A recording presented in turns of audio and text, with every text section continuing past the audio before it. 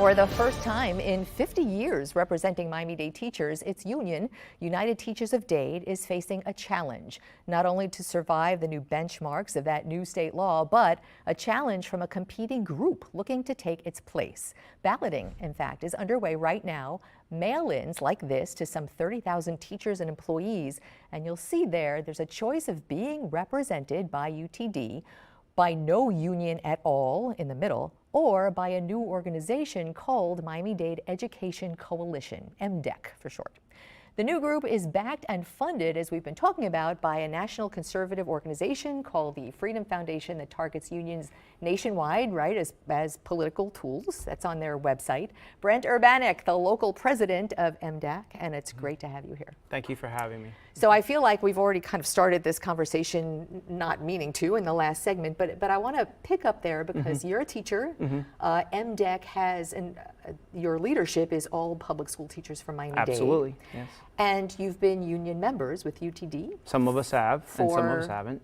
For a long time, yeah. Yeah. So the fact that you are backed as a group by this Freedom Foundation, which is a decidedly conservative, anti-union entity, is that fair? They are pro-worker. That's how they describe themselves. Pro-worker and anti-union. Well, anti-union in the sense of the way that the unions operate currently, especially public service sector unions. They are not anti-union in general. They just have a problem with the fact that the unions spend a lot of their money on partisan politics, and that's what they really fight. Do you, as a union member, did you find that? Were you unhappy with the way you were represented? So, again, I myself was never part of a union. This whole thing started over 20 years ago. We actually had tried to form a new union then called the Teachers' Rights Advocacy Coalition. In Miami-Dade? In Miami-Dade, yes. It was very difficult to do. The law didn't favor, an intervening union. And so it was an almost impossible task. And so what ended up happening is the laws have changed. And this past year. Yes, they did. And we saw that there was an opportunity, especially that there was a group that agreed with us, because 20 years ago we believed that unions should not be partisan. All right, let me let me set a timeline for you, because this seems like a very strategic effort. So the Freedom Foundation was involved in writing SB 256, as many lobbyists sometimes are involved in writing state law. That is a fact, yeah, that's as onerous as people might find that. Yes, So the Freedom Foundation was involved in writing Senate Bill 256. It passed in July of 2023, a year ago July. Yeah. MDEC, Miami-Dade Education Coalition, filed as a company with the state 3 months later. Yes. Was that timeline suggests a strategy? Well, it may have been a strategy on behalf of Freedom Foundation looking for people. You were recruited by them? And essentially what happened was they had come down to Miami and they wanted to talk to people about the bill. And when they had found out that there were some of us that had actually tried creating a local-only union that was nonpartisan over 20 years ago, they said, well, we'll back you. And that was the biggest problem we had back then, because we were just doing this on our own with no financial support. And what is their ask? If they're putting millions behind you in this effort, what is their ask in return from you? There's nothing. For them, it's just an aligning of the same values on that one accord, on that one thing. Because we don't believe that teachers' unions, public service sector unions, should be involved in partisan politics, because not all teachers are for one party. What makes you say that, specifically you are running against UTD? Yes. What suggests that this union is partisan? So the union charges membership dues. Half of those dues go to the national and state affiliates, and those national and state affiliates largely spend like 99% of their money on one political party, and they also engage in non-educational type activities that have nothing to do with, well, for example, AFT is, making comments about the war in Gaza right now. What does that have to do with our classroom? So that's not UTD, but the American Federation. Yes, but there's a portion of the dues that go to them, and as well as NEA that also take those positions. So, I mean, you can't deny the fact that United Teachers of Dade has been very effective in a lot of ways for Dade's teachers, be it pay, be it the referendum that people agreed to raise their property tax or teachers pay. You look like you don't agree with that. No, we don't believe that Tell me. they've been effective. Going back for years, we felt like they had a hand in making sure that those of us teachers that were still on the step raise system were not honored with those step raises, despite the fact that the law had grandfathered our step raises in. We felt like they abandoned us on that one. The referendum, that, believe it or not, was started by some of the people that are our own people at MDEC that had pushed for it, and then UTD later adopted it. Well, and so I know UTD worked very hard. I was on the receiving end of their efforts to work very hard for that. So exactly, but the idea originated with people who are on our side.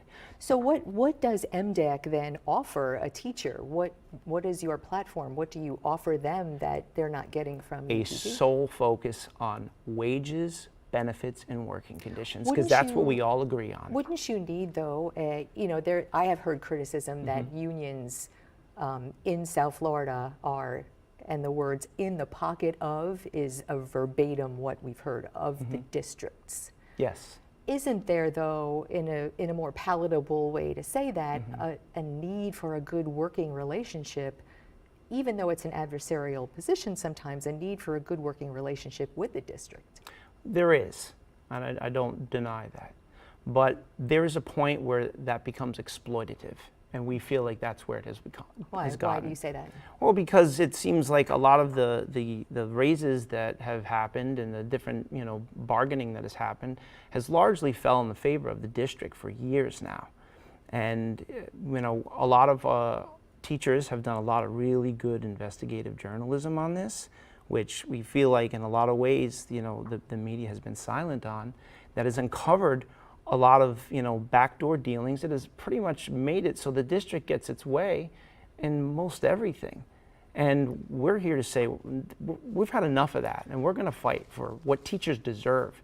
We're 50 years that UTD has existed, and we're 50th in pay. What are we really getting for the money that we're paying? Is that not, though, a state issue? It's not entirely a state issue, no, because the districts the district school boards have the responsibility of raising tax money to be able to pay for these things, and the money that comes in from the state has to be used appropriately. And we feel like there's a lot of shell games that happen by the district that UTD essentially doesn't really pursue. So take this out to sort of a logical conclusion for me. You have 30,000 teachers and employees who are potential union members. Yes. You heard in our last segment, Anna Fusco was talking about how now that they cannot pay for a payroll deduction, it's a difficult row to hoe to get that benchmark of 60% of your unions paying their membership dues. Won't you, as a group, have that same issue under 256? Won't you have these new hoops to jump through? We will. I don't think Why would that be a different Well, issue? because I think that a lot more people who are teachers would be willing to get behind us, knowing that we're really just focusing on the issues that we all have in common.